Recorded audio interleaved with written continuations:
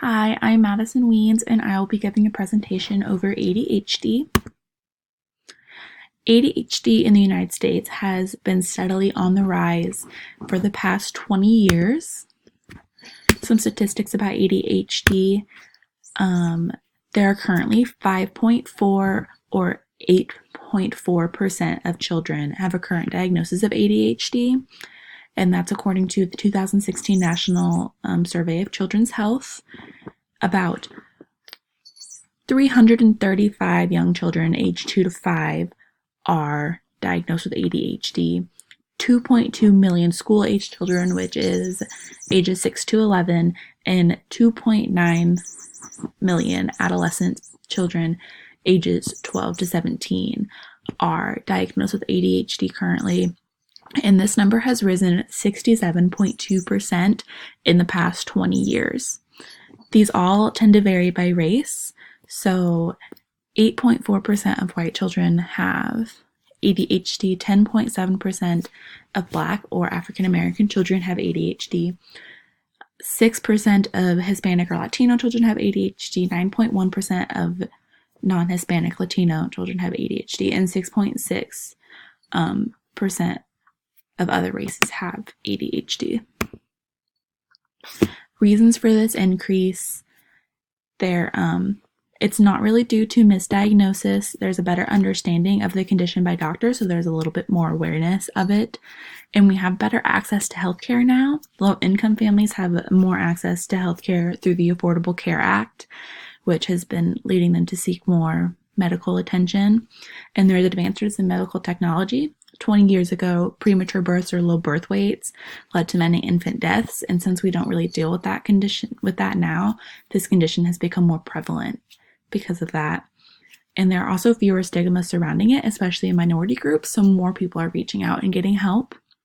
And there's been a change in its classification.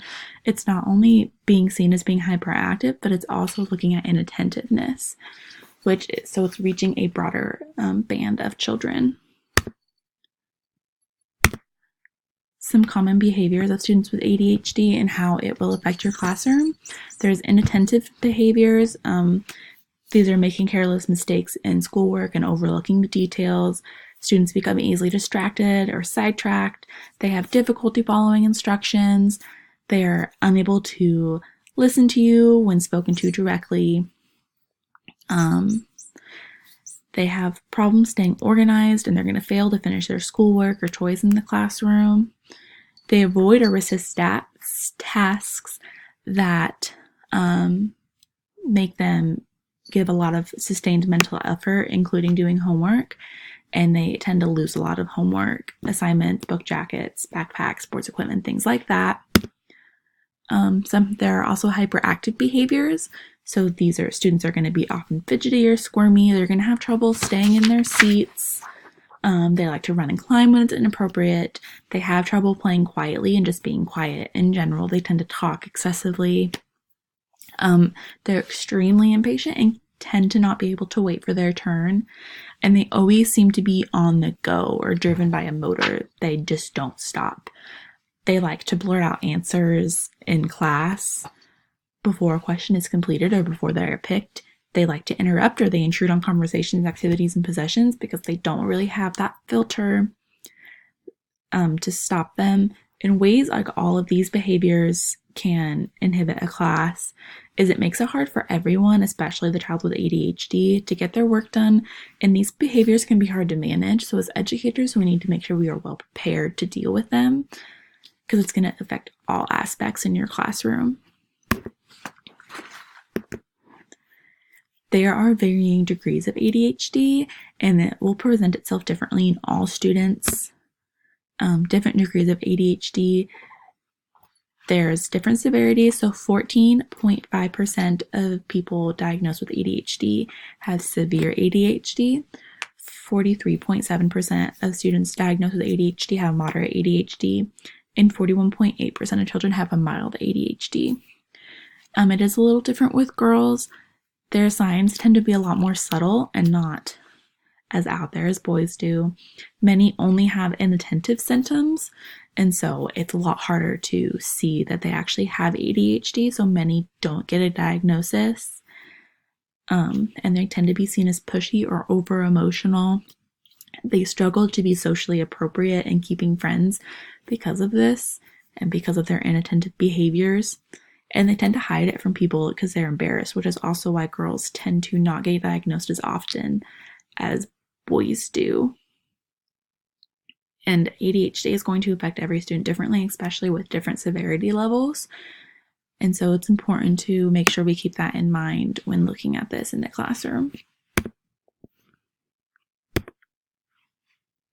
Idea placement, where this falls in the IDEA program, is they do not classify it as a learning disability, and that's very important for everyone to remember because it is a learning disability, but it also is not. This falls under other health impairments, and so that's about the third category in IDEA. It does allow students to qualify for special education services and educational help, which is really nice because obviously a lot of these students are going to need it because they have trouble staying on task and focusing in the classroom, and they will need that little extra help and aid to get them through. And then there are some here are some effective class-wide intervention techniques that'll work for everyone, so you can help your students with ADHD and students that don't have ADHD.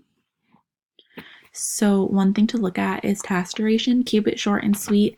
Accommodate students that have really short attention spans. So maybe make sure their tasks aren't super, super long. Give feedback to them as quickly as you possibly can. Break up any longer projects into smaller parts for them so they're easier to manage and they don't get as overwhelmed. And then if you do set short time limits, enforce those with a timer so that way you keep yourself on track and you keep them on track. Do direct instruction. So this is teacher directed instruction, and it can greatly improve attention when they give it to you. So instead of just having them sit at a desk and working by themselves, maybe give them a little extra teacher directed help with it, and teach really good notes taking strategies to everyone in the classroom, because this will help your students with ADHD. It helps with their attention spans, and it'll help everyone in general to take better notes and increase their benefits in the class.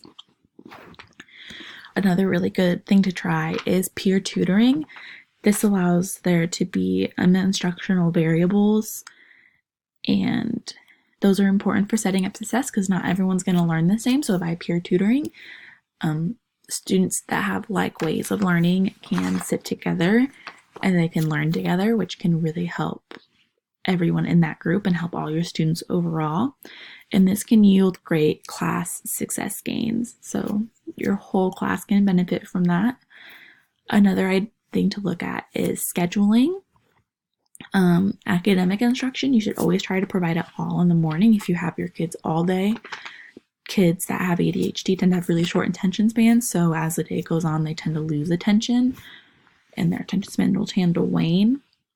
So it's just important to try to get all the instruction out there as quickly as you possibly can and as early as you can, so that way in the afternoon you can maybe do projects or tasks that don't require a lot of instruction where they can just work. And another thing that you can also try is doing self-paced work if that's something that is possible in your classroom.